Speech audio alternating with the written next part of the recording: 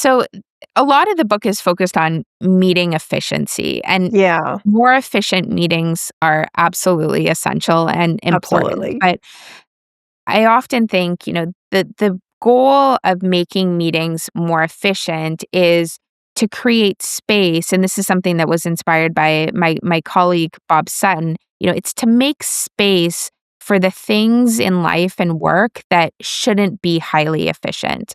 And that is, building relationships, creativity, bonding, connecting.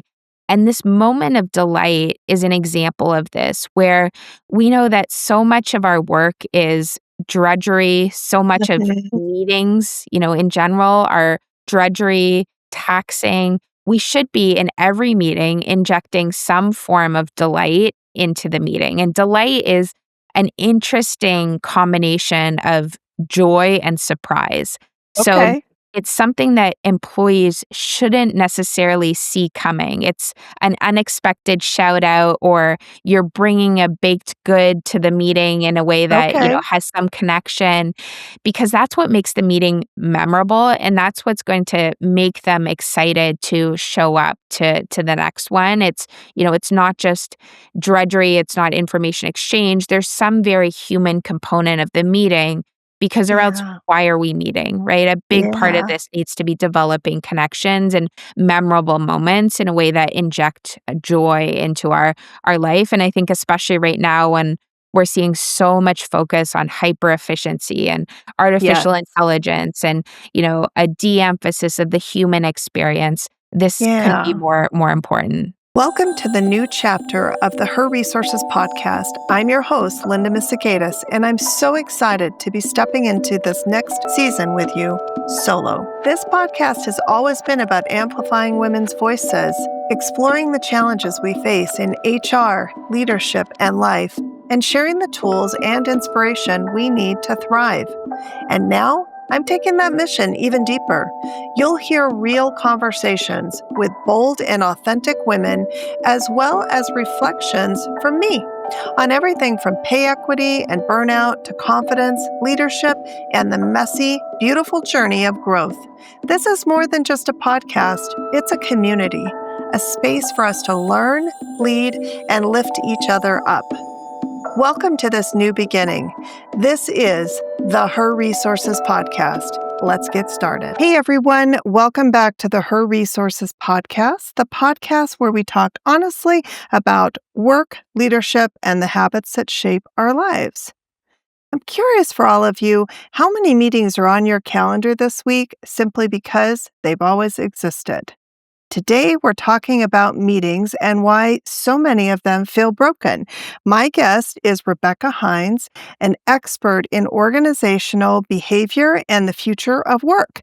Rebecca founded the Work Innovation Lab at Asana and now leads the Work AI Institute at Glean. She's spent over a decade studying how people actually collaborate inside organizations. Rebecca's upcoming book is Your Best Meeting Ever: 7 Principles for Designing Meetings That Get Things Done. And her core argument is simple but bold. Meetings should be treated like products. Rebecca, welcome to the Her Resources podcast. Thanks so much, Linda. I'm really looking forward to the conversation. Yeah, me too. So this one I love because my calendar is always full of meetings and I'm always scratching my head going, did that really need to be a meeting or not? And so I love this book and I love what you're bringing forward to all of us. So let's kind of jump in right away with the meeting junk drawer problem as you describe it.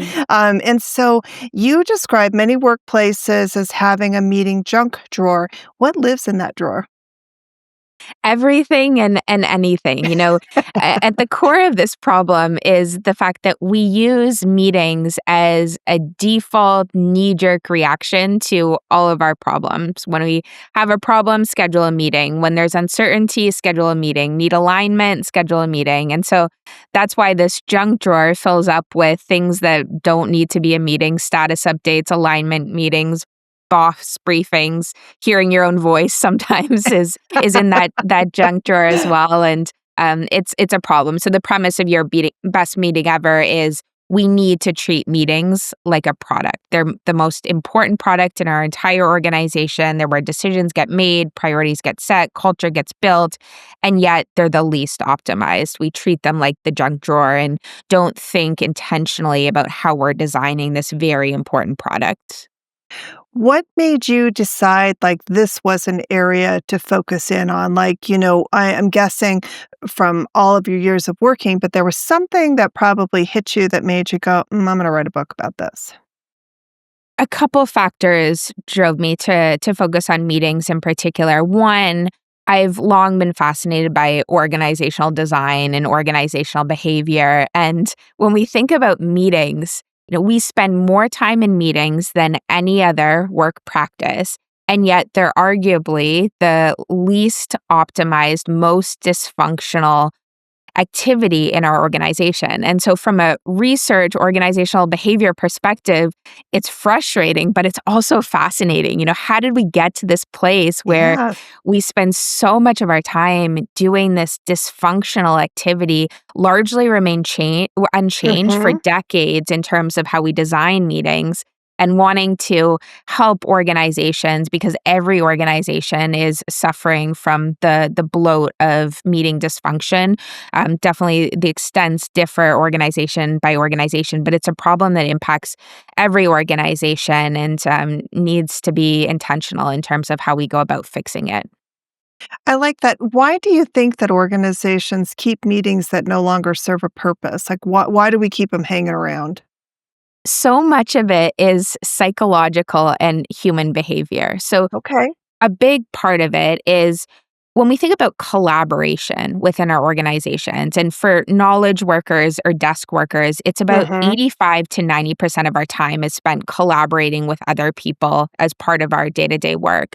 So much of that collaboration is invisible, meaning it's Mm. very hard to see it take place. It happens through so many different people, processes, teams, technologies. Meetings are the most visible form of collaboration. Often calendars are public.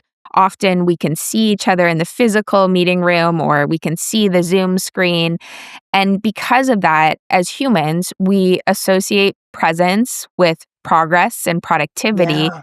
And often I find, I'll go into organizations and meetings are associated with importance. If you're double Yeah. booked, it's a sign you're important in the organization, you're busy. And if we're especially unclear on how to move our work forward, we're Hmm. concerned we're not showing progress and productivity, meetings become this visible way to show that progress and productivity. Regardless if we do anything productive in the meeting, at least we've sat in the meeting and done something, showed some, checked a box in a way that is very harmful and leads us to accumulate more and more meetings. There's also so many psychological aspects in terms of when we invite someone to a meeting, Hmm. we're establishing a social contract with that other person, such Okay. that, even when we think about the words, it's a meeting invitation, we accept it or reject it. Often, when we want to reject a meeting, it feels like we're rejecting the person and people take it personally. It feels like a personal Yeah. affront. And so, because of that as well, we accumulate these meetings where it's hard for people to say, I'm going to decline this meeting or have that conversation around, we both know this meeting is not valuable given where we currently are in our work, but we're concerned of damaging the relationship or impairing the relationship if we cancel or decline. That's really fascinating. I remember not that long ago, one of my employees said to me, "Hey, I don't want you to think that I'm not busy because my calendar doesn't have any meetings on it." And that just tracks with what you're talking about there because one that never crossed my mind is that he wasn't busy because he didn't have any meetings on his calendar because I know how busy he is. But it's interesting that you bring that up, that it's that psychological connection that and I know even for myself, I've gone through that where I'm like, "Oh, wow, I don't have a bunch of meetings today. What's going on?" And then you almost suffer from FOMO a little bit, right? It's like, "Hey, what's going on? Are conversations happening and I'm just not a part of them?" So it is crazy what you're doing to yourself from that mental side of it.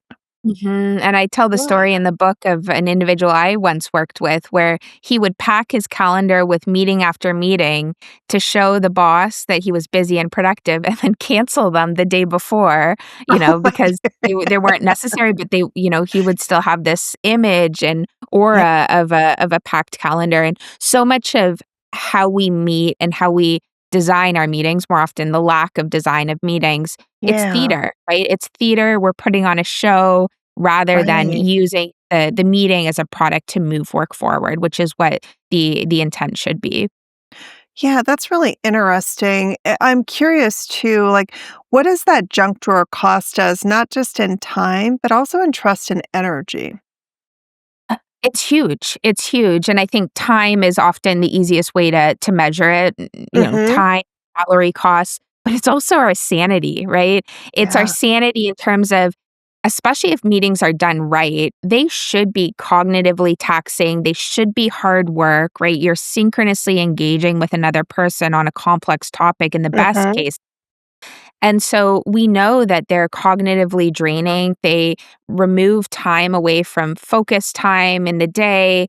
And we know they leave what I call meeting hangovers. And my colleague calls meeting hangovers, where we have this foggy sense after a meeting, Yeah. especially good or bad, if it's been taxing on us, there's a lingering effect as well. And then if the meeting is a bad meeting, if it's dysfunctional, if it hasn't been designed well, we take it very personally and we, resent the organizer and we, become frustrated. We vent to other people. Meetings are, there are few things that bond coworkers faster than bonding over an hour meeting that could have been a two-line email, right? And Yes. social conditioning around it as well, where just the conversation around dysfunctional meetings triggers this negative cycle of sentiment within an organization. Wow, you're hitting on just so many key points, and it's like eliciting a reaction inside of me because I'm like relating with all of those key points, and so clearly you're on to something. And so it really kind of reframes meetings as a system issue, though not really a personal failure. I have exciting news. The Her Resources podcast is opening sponsorships. If your brand supports women in HR and leadership, think talent, well being, learning, pay equity, coaching, productivity, or mission driven tech. This is your moment. Our listeners are decision makers and change makers who show up for real conversations and practical tools every week. We offer flexible options, pre-roll or mid-roll host reads, series sponsorships, and thought leadership integrations that highlight your story without the fluff. Ready to connect with a highly engaged audience and grow with us? Email contact@herresourcespodcast.com and put sponsorship in the subject line. I can't wait to collaborate. One of your other concepts in the book is that meetings as a default communication tool. And that's what I wanted to kind of dig in a little bit because, especially in the environments we're in today, right, where it was different when I could just run down the hallway, pop into the office and say, or go to the cubicle and have a quick little conversation and be on with my day. Now we're in a remote environment. It's harder to talk to people. So are we using meetings as a form of communication? And it sounds like we're not always being effective in that communication. So talk a little bit about what you say that, about meetings really kind of becoming that knee-jerk default. Mhm. And I think we saw this most clearly through the pandemic, where we Yeah. started to have more digital tools than ever before. We had Slack, we had, Asana, we had Zoom, we had all these Yeah. tools. What we didn't have is clarity in terms of when to use which tool. And that's That's a why, good our point. research showed that the time people spent in unproductive, dysfunctional meetings increased significantly, from 2019 to 2024 Yeah. because we didn't have this clarity. And when people don't have clarity, they default to meetings for things that don't need to be a meeting. And we That's saw true. this, the time we spend in dysfunctional meetings increased across all levels of the organization, but it Mhm. increased significantly for managers because, Oh, when the communication system is broken, Mhm. Managers are tasked with not only funneling information up the chain, but also funneling it down to their direct reports. And when the communication system is broken, they're feeling it from both directions in a way where we saw them disproportionately increase in terms of their time spent in unproductive, dysfunctional meetings. Wow, that's really fascinating. I am kind of curious too, like what role does unclear decision making and then that weak kind of communication, how are those two related to one another? They're very closely related to one another. Okay. So as we think about, and there's, if we think about this idea and concept of meetings as a product, Mhm.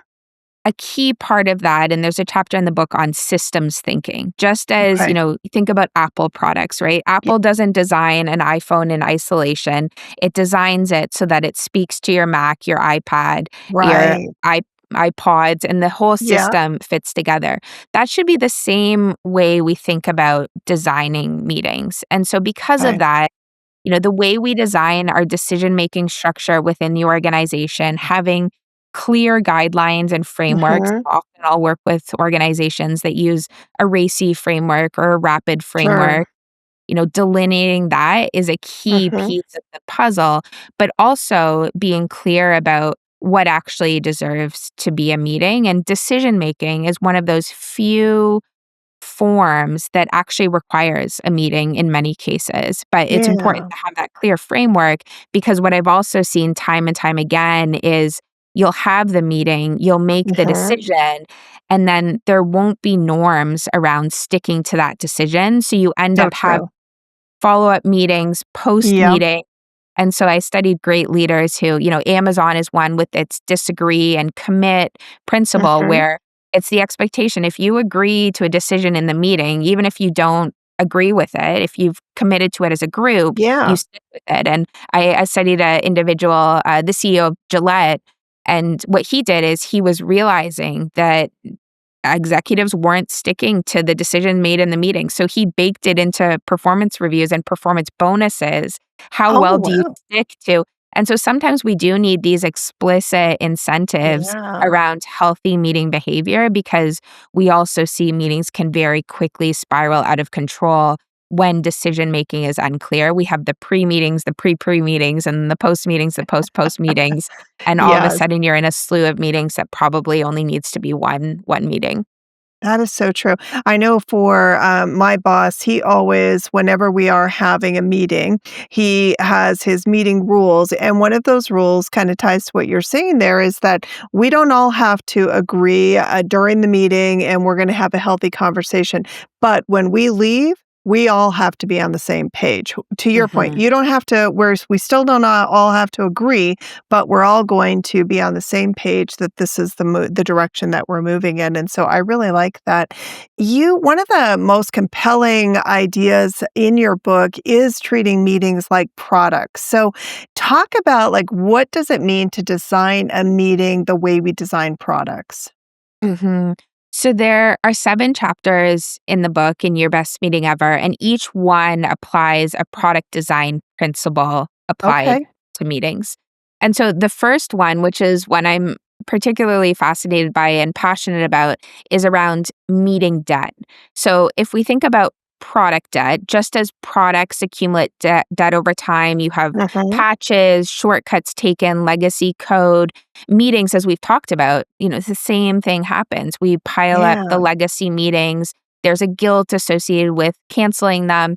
And so in the book, I outline a strategy that I call meeting doomsday, where essentially it's a 48-hour calendar cleanse where you delete your recurring meetings from your calendar. Ideally, you do it as a team or an organization, and then invite employees to rebuild their calendar from scratch.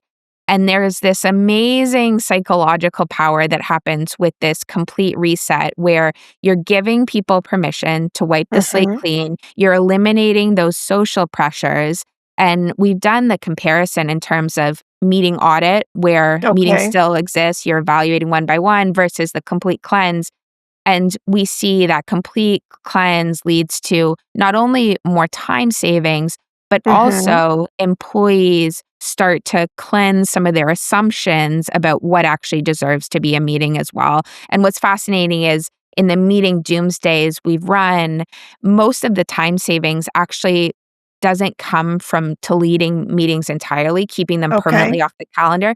It comes from that redesign, right? Taking that 30-minute meeting and recognizing that it can be a 20-minute meeting, or it can be, the 8-person meeting can be a 6-person meeting. The monthly meeting can be the Yeah. quarterly meeting. And so it's about this design just as much as it is, removing those legacy meetings permanently from the calendar.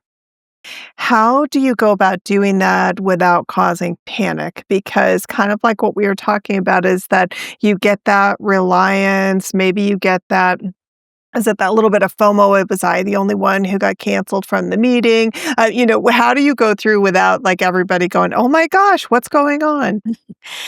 It's a design problem. And so there's a reason why almost a full chapter in the book is devoted to this, because it does take preparation and it does take design.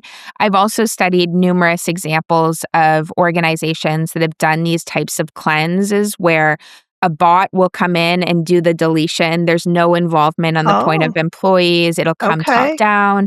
And, often employees feel relief uh, regardless. But Sure, sure. when the cleanse is done top down, when they don't have say in Mhm. rebuilding their calendar, when they're taken aback by the change, it doesn't tend to stick, and they don't tend Yeah. to value. Sometimes in the research, it's called the IKEA effect. We know that when people build something themselves, whether it's a desk or a newly rebuilt calendar, they value it more and they stick to it. Yeah. And so part of the design is involving employees, having that senior leader as an active stakeholder, gutting their own calendar, having Uh-huh. energizers, having a shared space for people to vent about their dysfunctional meetings, framing the enemy as the meeting, not the person who scheduled it. So there are all these different components of an effective design of the doomsday that gets Yeah. people excited and positions it as a movement that folks rally around in a way that,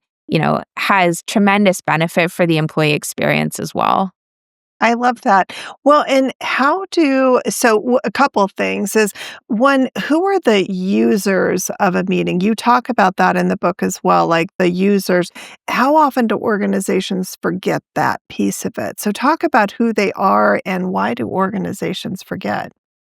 All the time. So if we again take this concept of meetings as a product, just as we Yeah. design products for our users, Mhm. we should be designing our meetings for the users of the meeting. And the users of the meeting are the attendees. They're not the Okay. organizer, Okay. contrary to how Yeah. many people design the meeting. And great Right. work by my colleague and collaborator, Stephen Rogelberg. His research shows that the two people who leave a meeting most satisfied are the person who scheduled it and the person who talked the most, right?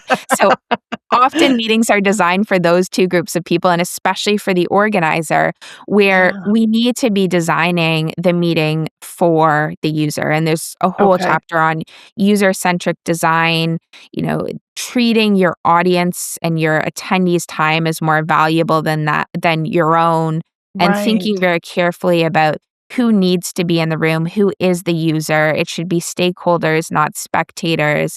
And that is so important to developing a Yeah. healthy meeting culture. I like that. Well, and I'm curious, so you have the 7 principles that are laid out.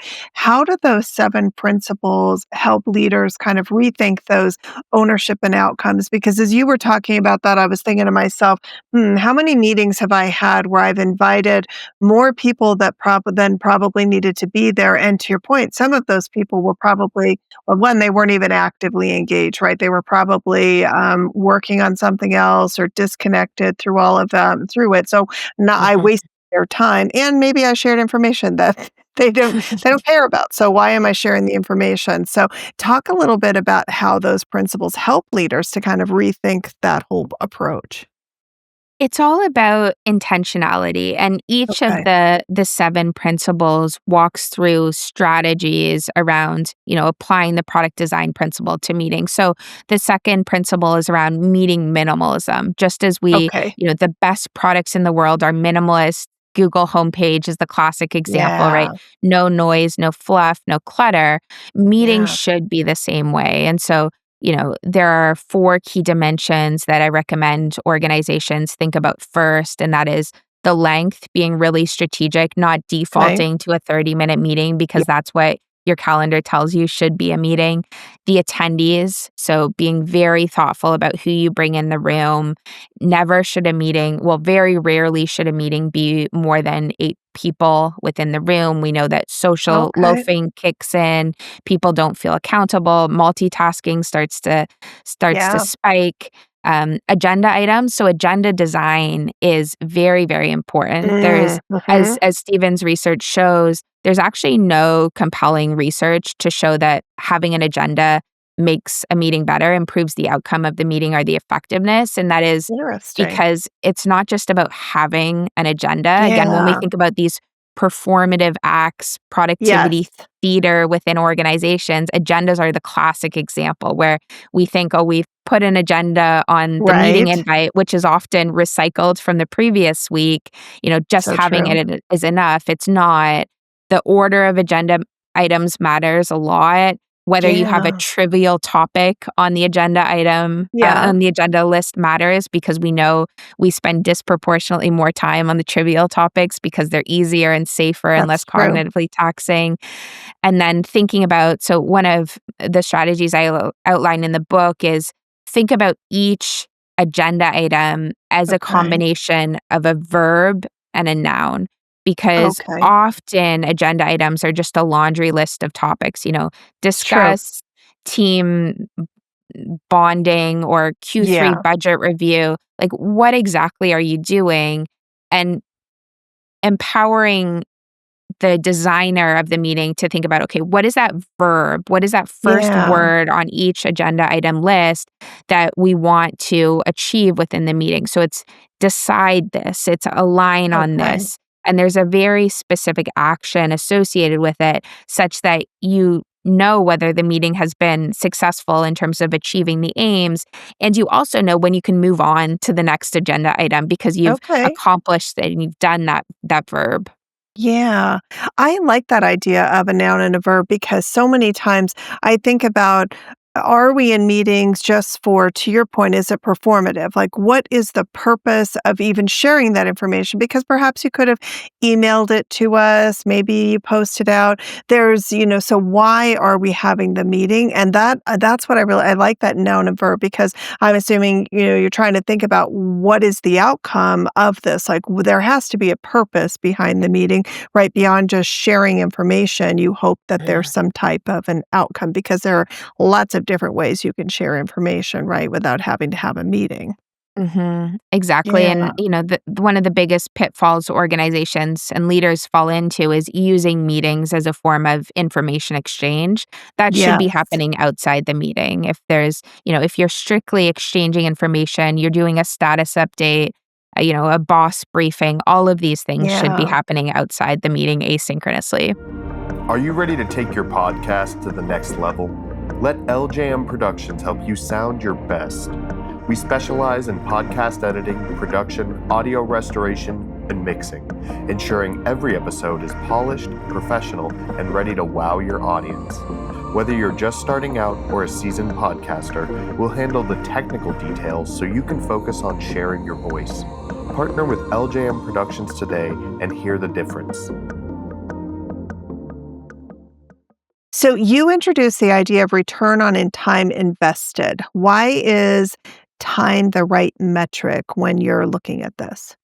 So, measuring meetings is challenging for many different reasons. And another principle is around metrics, right? Choose the right metrics to assess your Yeah. meeting effectiveness, just as we do products, right? We A B Yes. test, we measure them, we measure the return on investment, the ROI. Mhm. We should be applying that same discipline to our meetings. And so, return on time investment, ROTI, comes from one of my friends and collaborators over the years, Elise Keith, where it's a simple 0 to 5 scale.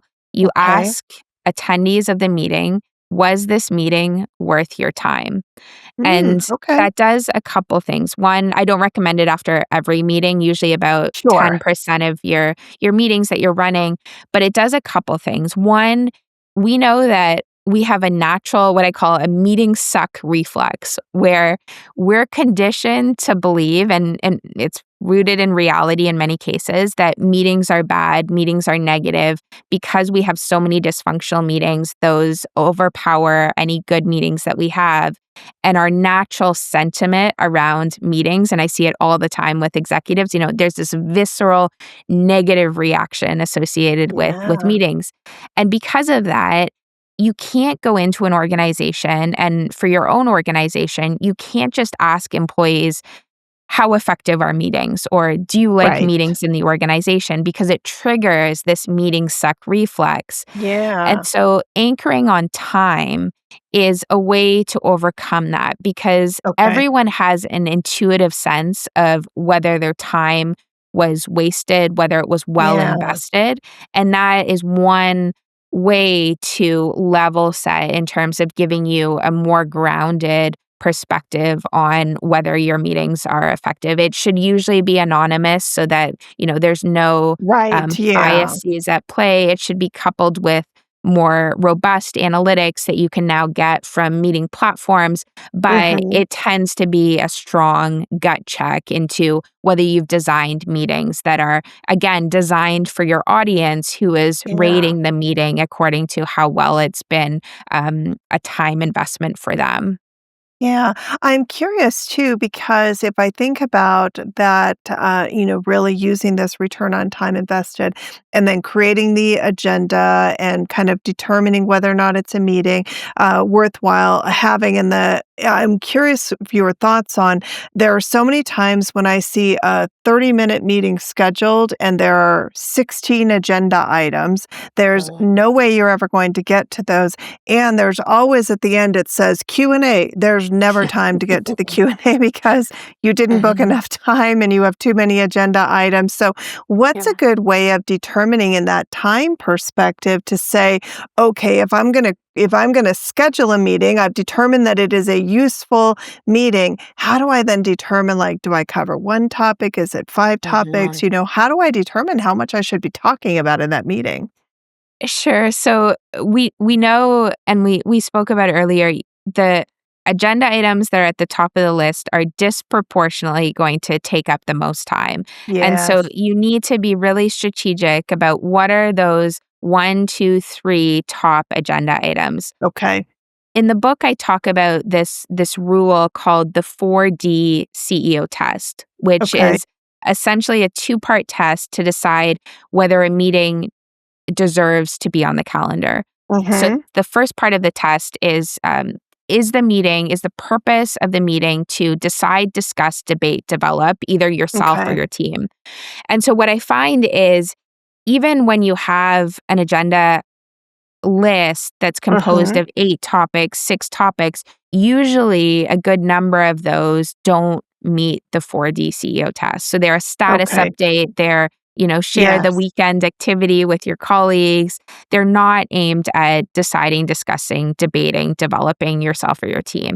And so I think Okay. even just that first part of the Yeah. test helps you narrow down the content of the meeting in a way that, will allow you to accomplish, especially if you're structuring the agenda according to a verb and noun, will allow Yeah. you to, move through the agenda items. But it differs meeting by meeting. And for sure, you want to bring the higher stakes, more meaty Mhm. discussion topics or, debate topics to the earlier parts of the agenda. Yeah, that makes a lot. Talk about what are the rule of halves and how does it challenge how long meetings should be? So the rule of halves is inspired by two of my friends and colleagues, Bob Sutton and Leidy Klotz. And the impetus comes from this idea that as humans, Mhm. we're hardwired to solve problems through addition, right? When we have a Okay. problem, we throw more people at the problem, we throw more Yeah. money at the problem, we add more meetings to our calendar, we add more people to the meetings. And so what Leidy's research has shown in particular is, if we actively prime people to Mm-hmm. subtract, it dislodges that addition sickness, as Bob calls it, Oh, and we start to adopt a subtraction mindset. And often okay. it's not that we don't like to subtract, it's Yeah, often that it doesn't even occur to us as an option.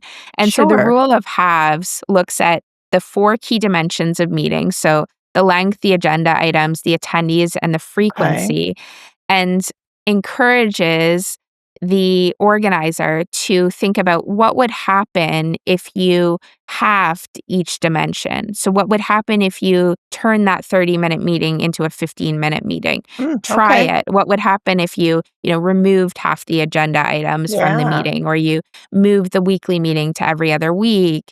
And often what I find is you might cut a little bit too deep, but Mm-hmm. usually you end up in a spot where you're more efficient than the original form of the meeting. You're recognizing that maybe it couldn't be a Yeah. 15-minute meeting, but that 30-minute meeting could absolutely be a 20-minute meeting. And Interesting. it's a healthy exercise, I find, to helping people jolt out of the status quo and Mm-hmm. start to more intentionally design these different dimensions of our meetings. Yeah. When you're going through that process, which of those tools tend to get the most resistance? Because I'm sure there are some meeting diehards out there who are like, mm-mm.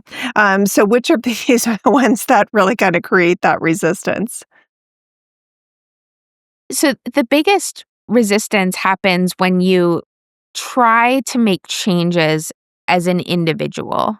Okay. And I Okay. think, consistently what we see is the more you can align on the importance of meeting design, fixing our broken meetings at the Yeah. team, department, and ideally organizational level, there's less resistance because everyone is doing it. I think the other Mm-hmm. aspect of it is y- when you're not coming to a leader with evidence and metrics in a Yeah. way that matters to them, there's a lot of pushback. And so I That's learned true. pretty early that you can't just tell a leader that their meetings are bad. You can't just give them That numbers is in true. terms of how many hours they're spending in meetings, because what happens is they'll say something like, yeah, I know my meetings are bad, but they're not any worse than anyone else's. Why Right. should I change? And so Yeah. consistently, what I've learned is, the more you can frame the meeting metrics in terms of metrics they care about. And now Mm-hmm. with analytics, there are so many ways we can do this. Frame the meeting overload in terms of velocity within the Okay. organization. That's often top of mind. Or customer experience, if you're in a lot of, customer meetings that need Yeah. fixing, or employee experience. That starts to get people, more incentivized to commit to the solution when they know, Mm-hmm. there's a direct connection to these KPIs that matter deeply to them. Yeah, I like that. Well, so let's talk a little bit about hybrid meetings because that we see that so much now, right? Because so many of us are really working remotely, and so our primary means of communication oftentimes is either through it could be through an instant messaging, but more often than not, it's a meeting. It gets Mhm. scheduled, it gets put on your calendar, and now it's taking up time. And so, you know, how do we help make those more productive? Like what does a good hybrid meeting look like? Mhm. So this is so dependent on the nature of the organization. Okay. Depending on your hybrid schedule within the Yeah. organization, it should influence how you're scheduling meetings. And, Mhm. depending on whether you're in a structured hybrid situation, meaning employees are in the office a specific number of days per week, and Yeah. those specific days are standardized. So everyone's in the office Monday, Tuesday, Thursday, versus you're giving employees more choice. That's harder to Yeah. coordinate and decide. But in the best cases, you're not just scheduling the meeting based on where there's an available spot on the calendar. You're thinking about, okay, when are people physically co-located in the office? And Okay. for those meeting conversations and topics that are more cognitively taxing, Mhm. they're more emotionally intense, right? We should be trying to encourage those meetings as best we can, given the Okay. logistical constraints, to happen in person. And then the more they're, you know, more types of information exchange meetings. They should always pass the 4D CEO test. But if we're not Mhm. delivering hard feedback or needing to, see one another face to face or read their body Right. language, then those can be, more remote, hybrid format. So I think the biggest pitfall organizations make is, designing based on the spot in the calendar and not based on, Yeah. what the nature of the meetings entail. And then Yeah. when we have hybrid meetings as well, thinking very carefully about those remote attendees. If we Mhm. have a group Yep. in the office and the remote attendees, and trying to optimize the meeting for that Yeah. remote attendee group, because we know we have a whole host of different human biases that give primacy to the people in the physical room, where you Mhm. should be asking the remote attendees to speak first. You should have some physical representation of them in the room, whether that's an empty chair Okay. or Yeah. a name tag. The more we can raise awareness, encourage camera on whenever possible, don't Yeah. mandate it, but encourage, the more we can shift that visibility to the remote Mhm. folks, the more equal and effective the meeting is going to be. I like that. I'm curious too, Rebecca, how do you make the decision? Like sometimes one of the things that I have to go through is I'm thinking to myself, is this an email? Is this a meeting? Is this a phone call? Because sometimes, we schedule meetings and it could just be a phone call. Like, how do I kind of go through that as I'm thinking through my process? Like, which one of those do I select based off of what it is I'm trying to accomplish? Yeah, and this is, it's such an easy step for organizations to document this for employees, and yet Yeah. very few organizations do. Now, the remote first organizations tend to do this really well, where they Yeah. know communication is essential to every part of the organization. We're going to take the step of clearly delineating for employees our Mhm. communication stack and what the purpose of each tool is. And so something as simple as, the 4D CEO rule, meetings should only be scheduled if they pass that rule, can be healthy for employees to avoid that, again, knee-jerk reaction associated Yeah. with meetings. But if it's something that doesn't require real-time interaction, if it's Mhm. something that doesn't require, a debate or discussion or developing Yeah. yourself, then those should happen in asynchronous communication channels. And you should be very clear, not only when you should use Slack versus when you should use email, but also what are the norms around it? Do you Right. direct message someone in Slack? When do you share something in a public channel? When do you, mention the entire channel? What Yeah. hours of the day are you, encouraged to message versus not? All of these norms help people with that clarity in terms of knowing the purpose of each tool and how to Yeah. use each tool. I like that. And one of the other things that you talk about is designing moments of delight into meetings. So talk about what you mean by moments of delight. So a lot of the book is focused on meeting efficiency, and Yeah, more efficient meetings are absolutely essential and important. absolutely. But I often think, the goal of making meetings more efficient is to create space. And this is something that was inspired by my colleague Bob Sutton. It's to make space for the things in life and work that shouldn't be highly efficient. And that is, building relationships, creativity, bonding, connecting. And this moment of delight is an example of this, where we know that so much of our work is drudgery, so much of Mhm. meetings, in general are drudgery, taxing. We should be in every meeting injecting some form of delight into the meeting. And delight is an interesting combination of joy and surprise. So Okay. it's something that employees shouldn't necessarily see coming. It's an unexpected shout out, or you're bringing a baked good to the meeting in a way that, Okay. has some connection, because that's what makes the meeting memorable. And that's what's going to make them excited to show up to the next one. It's not just drudgery. It's not information exchange. There's some very human component of the meeting because or else Yeah. why are we meeting, right? A big part of Yeah. this needs to be developing connections and memorable moments in a way that inject joy into our life. And I think especially right now when we're seeing so much focus on hyper efficiency and Yes. artificial intelligence and, a de-emphasis of the human experience, this couldn't be Yeah. more important. No, I really like that. Well, and that really then does help build the employee engagement factor. I think there's so many positives that go into that. Hey, everyone, we're the Her Resources podcast, where women share real stories, real lessons, and the resources that help them succeed. We're always looking for inspiring women, business leaders, creatives, educators, and changemakers who want to share their journey and empower others.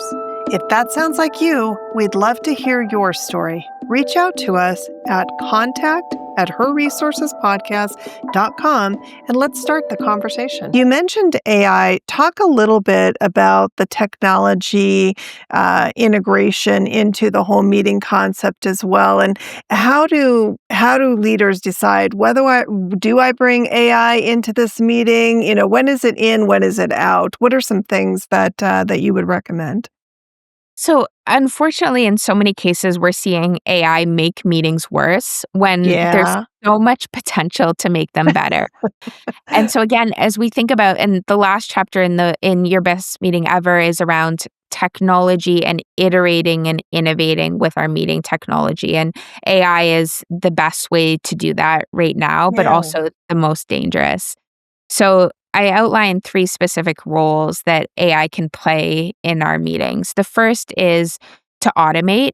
As we've Okay. spoken about, so much of our meetings is drudgery. It's, the Yes. scheduling, the rescheduling, it's the transcription, it's the follow up action items. All of Mhm. these things should be automated with AI. AI is better able to handle these tasks than Yeah. humans. The second role is advising. So Okay. much potential. We talked a little bit about meeting metrics. Yes. AI can help you understand, is the conversation balanced within the meeting? We know that equal airtime is Interesting. one of the biggest predictors of team performance. Even sentiment now, meeting Oh, tools right. can track sentiment in the room and as an organizer, give you a good sense of whether the energy is draining through the meeting. Lots of different ways to use meetings as an advisor to designing better meetings. The Yeah. third is both the most exciting and the most risky, and that is the AI actually participating in the meeting. Oh, Now, interesting. I don't know, Linda, if you've seen this. I'm starting to see it everywhere where you start to see 3, 4, 5 bots in the meeting. Oh, Sometimes yes, the yes. number of bots Mhm. outweigh the humans Like, in the who room. invited them? And, when we think about design, that's a telltale sign. If you have more than one meeting note taker Yeah. in the room, you haven't designed the meeting because they're just as Ah, you would think about attendees, each AI bot within the meeting should have a clear role to play, and no two roles should be that's similar. a really good Um, point. Not only is it distracting, but you end up with slightly different versions of reality. Yes. No one's sure what the Yeah. source of truth is. And so that's an example. The worst form of that is people sending their bot to the meeting instead of showing up themselves. Yeah, I have seen that as well, yes, and I just one, I think it's very rude, but two, I'm curious, I mean, what to your point, like, how is that AI interpreting what was said in that meeting? Will it actually capture accurately, right? There's a lot that goes with that. Well, yes, and the hallucinations and the accuracy is Right? is is one part of it, but also it sends a very clear message that my time is more valuable than yours, So and true. people resent that. And if you can send a bot to a meeting instead of showing up yourself, you don't need to be in that meeting. Perhaps the meeting That's doesn't true. need to exist in the first place. But there are some really healthy forms of participation by AI in meetings as well. Devil's advocate is one where Yeah. there's really research to show that just hearing an AI say, have you considered this opinion? Have you Oh, considered this okay. different viewpoint?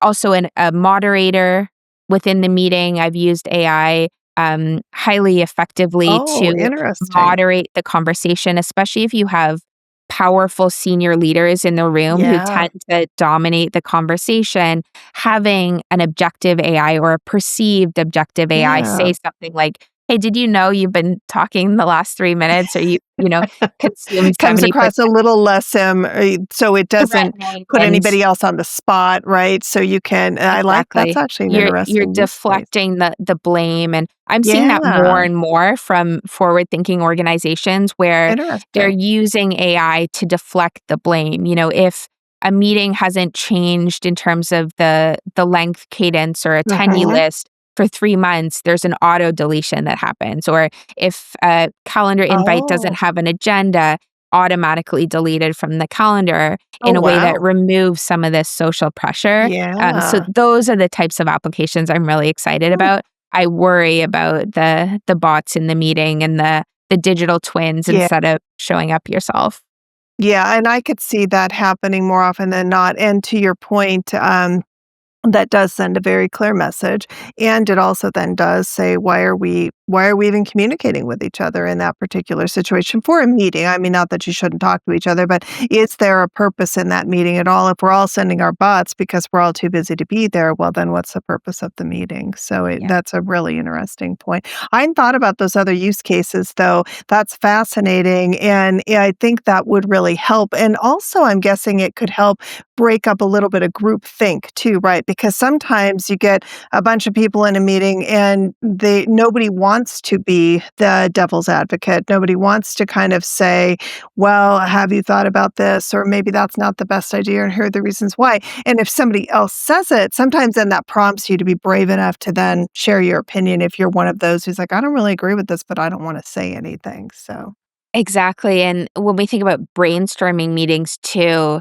brainstorming doesn't pass the 4D test, right? It's not one of those 4Ds, and there's overwhelming academic research to show that brainstorming in a group setting isn't the most effective way to go about it. It's much more yeah, effective to brainstorm individually.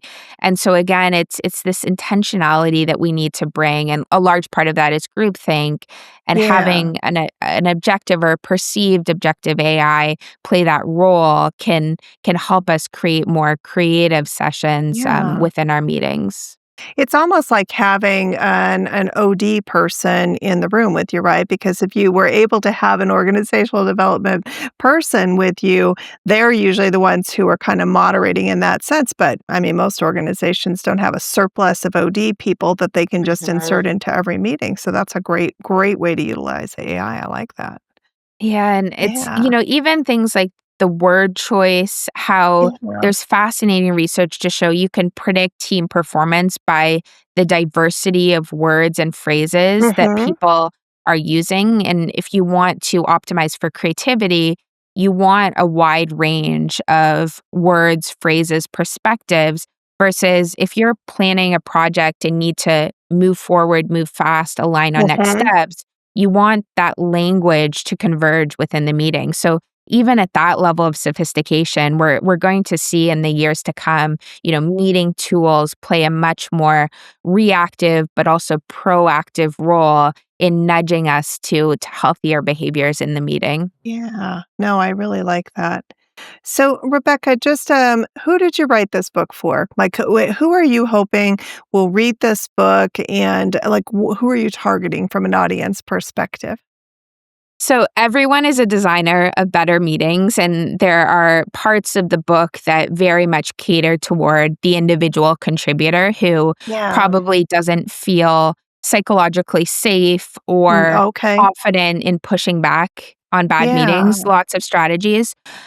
But it's first and foremost written for people who lead meetings, and that, increasingly is every person within the organization Yes. in some shape or form. But we know that effective, long-lasting, enduring meeting change, it comes top down. And so those leaders who are tasked with designing these meetings, often they haven't had any training in terms of meeting So true. development, which is That is also true. Yeah. shocking. I'm hoping this book is, it's holistic in the sense of Yeah. you're not going to get a series of half-hearted tips to add the agenda Yep. to the it really is, a redesign of your communication system. Meetings are a critical part of that, but it's about, rethinking how we communicate and collaborate and coordinate at work. I like that. What changes fastest when teams apply these principles? Like when you've seen this in organizations, when you've had that opportunity to do that, what are some of the things you see that actually changes the fastest? It's a mindset shift, when Okay. it's done right, and especially when you do a meeting doomsday type activity, Yeah. people start to recognize, it's easy for us to go through the motions. We're so busy, we're so overwhelmed. It's that mindset shift where people approach meetings fundamentally differently. They start to think, okay, not just letting meetings dictate their calendar, but letting their work and their energy levels dictate their calendar, and then meetings, Yeah. a complement to that in the best cases. And it's, a lot of these tactics and strategies are very simple to implement. It's mostly that we don't think about intentionality and we don't think about meeting design as part of our day-to-day work when Yeah. we absolutely should. No, I like that. Well, and if someone is listening, does just one thing differently this week, what would you recommend it be?